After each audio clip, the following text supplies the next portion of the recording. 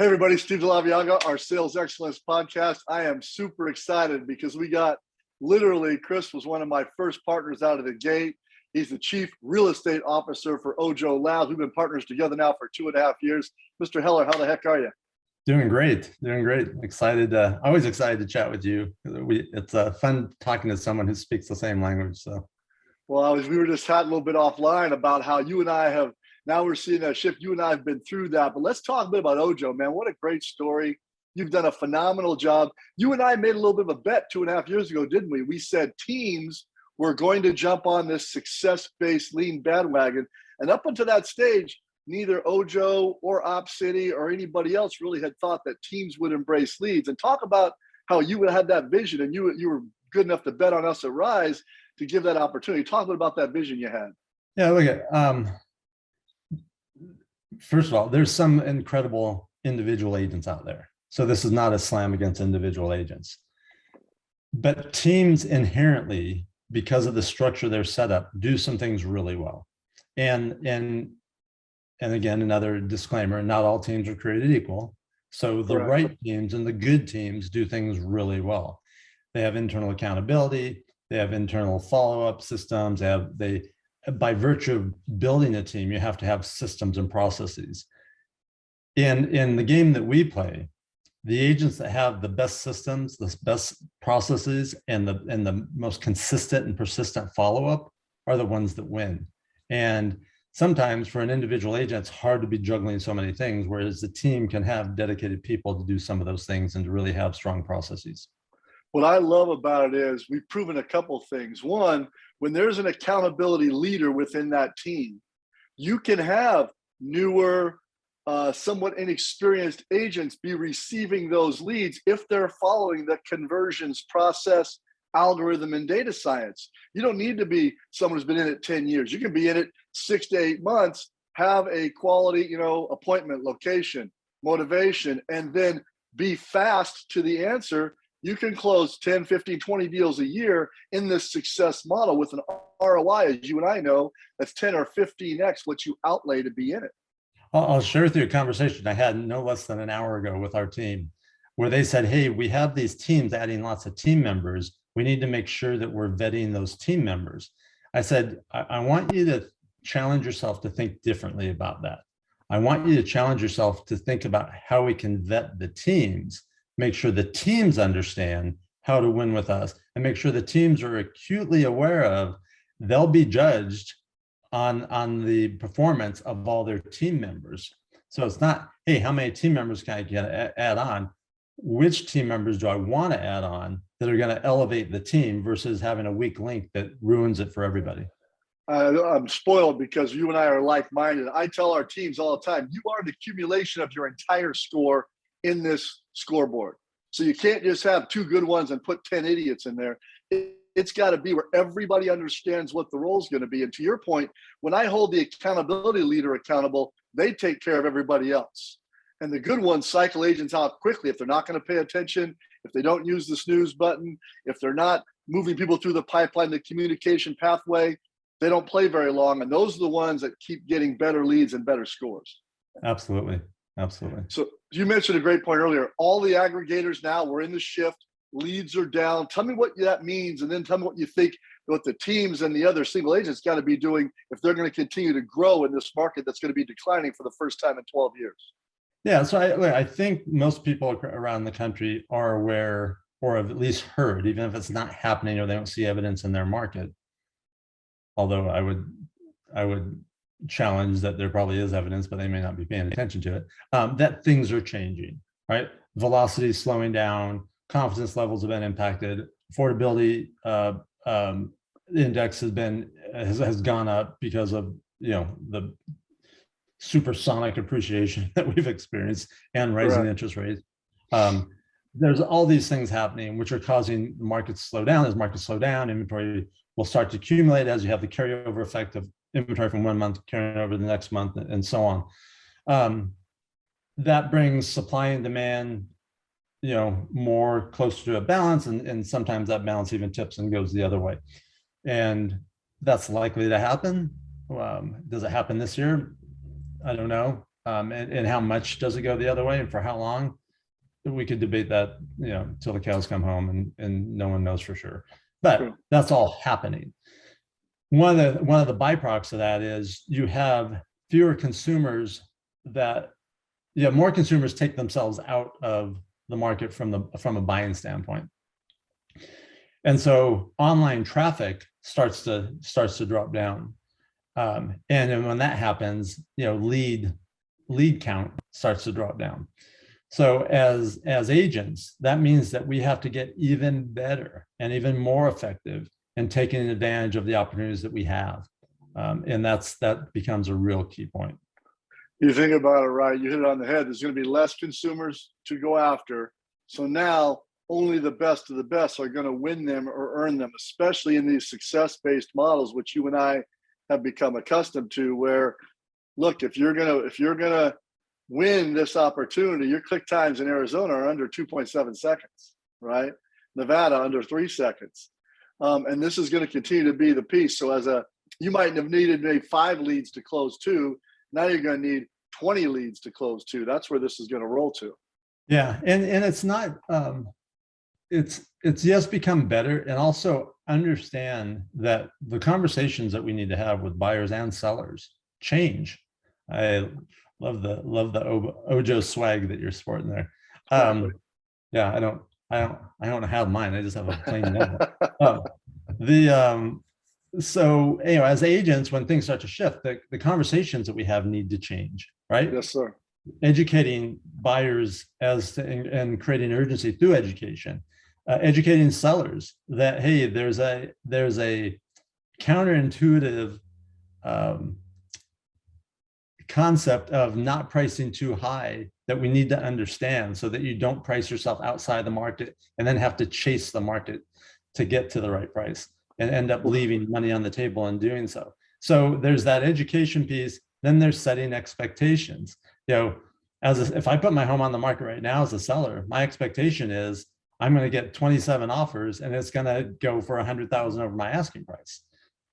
That may not be the case in some markets anymore. And so we have to help educate and set the expectations so that you don't have, I'm using an example of sellers, you don't have sellers saying, well, Steve, what are you doing? It's not working. Or why aren't you doing this? Or why aren't you doing that? Or I need a new agent.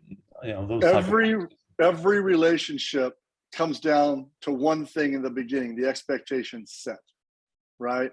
In anything. And now you've got 745,000 agents who got their license from 2011 onward who have never done a price reduction, never done an expectation setting of, hey, this may have to reduce prices every week for the next 6 weeks. They've never even had those conversations. So I always say this: we're going from an activity-based market into a skills-based market. If you're not investing in your skills right now, that's going to be a problem, because there's no market savior. You can't outrun the real estate market, and it's moving this direction. So let's shift a little bit, because I love what you did, and I loved your book. Thank you. It was fantastic. I appreciate you sending me one. Now we're going into a mindset shift. Now we're going into something a little bit different. And oddly, your timing is perfect. So talk a little about your book. What caused you to write it? You've got such a great background. So talk about Dominant Thoughts and how you got there. I had to cue up my new background since you made the transition. I've always been of the belief that 90% of what it takes to be successful is what happens in here, what we think about, and how we think about things. And when I look back at my journey, 2 things really stick out. One is I've had a lot of great mentors. I've been fortunate to have the type of mentors a lot of people don't get to. And I've learned a lot in that process. And then I also look back at some of the books that I read early on. Now I read a lot of books, but early on, like in my early 20s, I read some books that were in the format that this book is written in, as a business parable. The Richest Man in Babylon is one that always comes to mind. These are books that had a tremendous impact on me and shaped not only who I am, but my career. And so, I wanted to take some of those lessons that I've learned and put them into that type of story and make it a quick and easy read. It's 118 pages, and it gets read in 1 or 2 sittings. And as a sales guy, I loved it. right? Because I could get it read over a glass of wine or two. I could consume and circle stuff and go back and easily find it. And you had the great privilege of being the CEO of Keller Williams, working with a guy like Gary Keller day in, day out, who's without question the most influential real estate icon we've got. He's done more for the realtor than anybody in the history of real estate. Tell me what that was like a little bit. Hey, it was great. And well, I'll answer your question, what that was like. It was great. Every time I've had the opportunity to work with someone like Gary or, Anthony Shea, the, self-made billionaire founder of Loan Depot, or Mike Ferry, who the day he announced in 1996 that he was going to have coaching, I signed up first and then became one of the first 5 agent coaches that he hired to coach. All of those were great experience where you learn, and get stretched in a lot of different ways. With Gary, it was accountability, like getting accountability a whole nother level. And with no leader is perfect. So if you're paying attention, you learn a lot of things to do, and you learn a lot of things of not to do. You learn how to be and how not to be, and equally as important and equally as valuable. And so, those were just, invaluable experiences to be able to learn and grow with. You made a great point, and I say this: I came from a single family home, and my dad was not involved in my life. And I tell people all the time, you can learn as much or more from things that you did not like or trust in a leader that then helps you become. I'm a better dad because of the dad I had, because I didn't want to have that experience with my children, right? And I feel like we use excuses like X or Y. I loved your book because you said the same. You said, listen, I can learn good or bad from people every single time. And then I take that and it goes into my tool chest behind me here. And I use that as I become an accelerated leader in my world. So if you were going to say, like, give me the 1 or 2 things you hope people get out of it that read it, they go, man, it was either X or Y for me, what would that look like? There's so each chapter, it's a story about a mentor and a mentee. Each chapter hits on a different theme or lesson. So one of them that I think is one that's super valuable, has been for me, is the concept of not being attached to the outcome. If people can really get that, like really get it, it's a hard thing to get, isn't it? It's crucially important if you're going to be great, because you're never right all the time. You're never right all the time. And if you really understand it, when you're attached to the outcome, you're at a disadvantage. You're dealing at an emotional level, not at an intellectual or logical level. And when your emotions get involved, it's hard to be objective. It's hard to make good, rational decisions. When we're helping clients, it's super important for us to do that, because our clients are going to be emotional. If we're equally as emotional, that's like adding gasoline to a fire. The most effective poker players, negotiators, are the ones that, hey, they're committed to an outcome. They want to win, and they're committed to win, but they're not attached to it. And when you're not attached to it, you can be more effective, you can be more powerful, and come from a place of power. It's such a powerful thing to be a truth teller and also be part of the solution, right? Yep. To have an idea of how you want it to be, but knowing as you gather data, because the path is always in the math, hey, now I got to pivot. This isn't going to work anymore. I thought it would work, thought it would work. Now I see it, not going to pivot. And so many people get so committed, like you say, attached to their way, they won't move. And I'll tell you, the best leaders I have are not afraid to say, hold it, this is not right. Yeah. We got, and especially you and I right now, we're finally moving into a market where what you did before isn't going to work the same. That's it, the end. You have to be able to pivot. So if you're out here listening, ask yourself, what are you willing to pivot on? Don't be attached, to Chris's point, to the outcome. Be committed to winning, but winning might look like this now instead of just like this, as it's looked easily for the last 3, 4, 5, 7 years. Yeah, and if you don't know, to your point, if you've been in the business for 10 years, 11 years or less, you haven't experienced this type of shift. You've only experienced a market going in one direction. So if you don't know, ask someone who does, ask someone who's been there. Hey, what do I need to be doing differently? What do I need to be changing? Here's a good example. Buyers that are really active in the market are keenly aware of what's going on because they're just watching day and night. They're seeing price reductions. They're seeing, not necessarily prices come down, but asking prices being reduced because they were, sellers priced too high. And a lot of times, agents who have been in it, so deeply that they haven't picked their head up to look around, don't realize that things have changed. So buyer says, hey, I think we can get this property at this price. The agent says, oh no, you have to offer this price. And then the agent gets surprised that seller actually accepted what the buyer wanted, because the buyer is like actually more in tune with what's going on right now versus what was going on. With sellers, it's the opposite. Sellers are always looking in the rearview mirror. So those are what their neighbor got, what the house just got. Yeah. So as agents, we need to be really mindful of again, educating our clients is as important as anything else we could do for them. I'll tell you what, Chris, I've seen this the last 3 weeks. I haven't seen it the last 6 years. Teams doing 25 or 30 million are folding into teams doing 150 or 200 million because they want what you want, which is, I want to learn from this group. I've taken my team to here or my business to here. I'm going to fold in now with someone who's bigger, better, has a little more bandwidth where I can get a little more knowledge, learning, mentor, etc. So I think that's coming. All right. We do a game on the podcast. It's rapid fire, 5-second answers, 5 questions. You ready? Ready. All right. So in the next 12 to 18 months, success model, I don't think you're going to be able to buy a lead in the US. It'll all be success-based. Yes or no?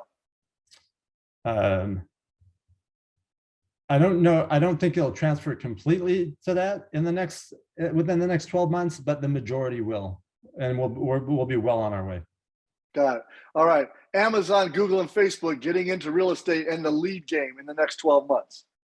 Directly, no. Indirectly, yes. Okay, hold on. Now pause. I want to hear more about that. Tell me what that means. Well, look, indirectly, they already are. Yeah, they are. They're playing with Realogy. They're selling PPC. Now you're doing searches on Facebook. Yeah, I see you.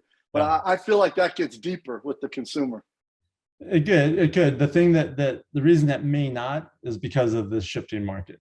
A lot of things change when we go from a market where everything works to where now a lot of things aren't working. Exactly. All right. 1.78 million licensees. How many are there in 12 months? Less. It could be in 12 months. It takes a while to ship. We've seen this. Yeah, I've been through this like multiple times in the last. I'm coming up on my 40th year of doing this. It takes a while for that ship to start to turn. So I think there'll be less, but that really won't show up for maybe like 24 or 36 months. Got it. Will there be more or less portals in 2 years? Less. Great. Are you going to see brokerage models continue to be kind of that pay little, get little, no bricks and mortar? Is that going to be the primary broker model? We're going to go back to kind of a training in-house bricks and mortar model. What do you think? More of the latter. It's going to be brokerages are going to look more like big teams. They're going to have to provide a lot of value and a lot of services and a lot of leads. And whether that's virtually or not is, that's a separate issue, but it's not going to be agents, I believe, are going to be less concerned with the ultimate commission split and what they pay and more concerned with what they're getting. Price is only an issue in the absence of value, as you and I know. Yeah. Got it. All right. Future for Ojo, right?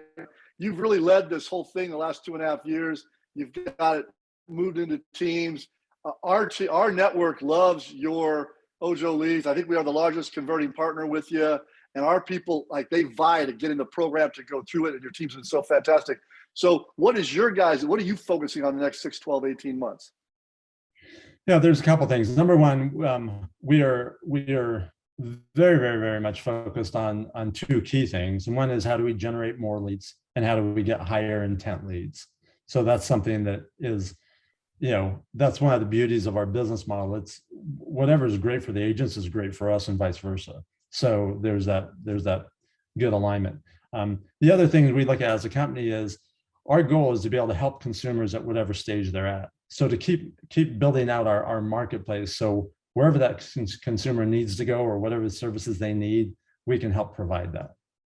I love it. I also feel like you're top grading your membership. I feel like you guys have we've talked a little bit about this, and you guys started top grade going to just kind of your best agents getting more leads. Is that something that's happening as well? It is. We we were in rapid growth mode, and to make sure we had coverage everywhere we need coverage, we had to lower the standards to get people in fast. Now we're going through a process of really looking at who's performing, who's not, who's updating their statuses, who's responding to the opportunities, who's accepting opportunities, who's converting, and the cream will slowly rise to the top, and the best will get more opportunities. I love it. All right, tell us how to get your book. And I recommend anybody in real estate who plans on staying in real estate for the next 2 years should get a copy of your book. How do they do it? Hey, you can go to our website, dominantthoughts.com, or just find us on Amazon. In both cases, you end up at the same place. And especially for those of you, here's what's been happening, which has been really cool and something that I hadn't thought about, but we're having a ton of teams and in brokerages ordering it for their team members, because it's almost a book that when a team leader reads it, they go, my team needs to read this. So if you are going to order in amounts of 20 or more, then go to the website and tell us that, because we can get copies at a discount from what you'll pay on Amazon. I love it. Chris, man, thank you for being a great partner, brother. I love working with you. You're fantastic. Thank you, sir. Likewise, Steve. Keep it up.